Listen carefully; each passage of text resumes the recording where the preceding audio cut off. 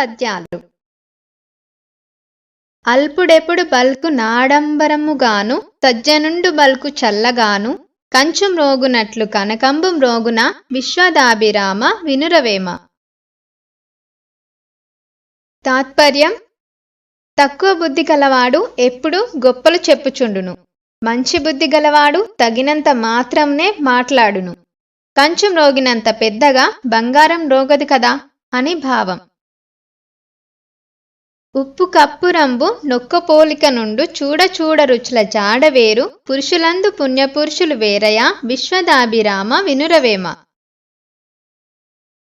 తాత్పర్యం: ఉప్పు కర్పూరం చూడడానికి ఒకే విధంగా కనిపించును, కానీ పరిశీలించి చూసినచో వాటి రుచులు గుణములు వేరువేరుగా ఉండును.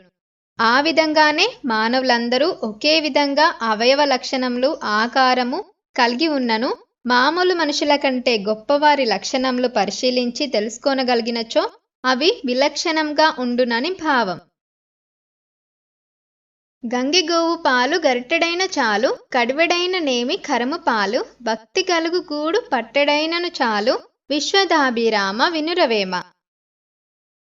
తాత్పర్యం: ఓ వేమ, మంచి ఆవు పాలు కొంచెమైనా ఉపయోగంగా ఉండును, కానివి కడవ నిండా ఉన్న గాడిద పాలు పని ఏమి?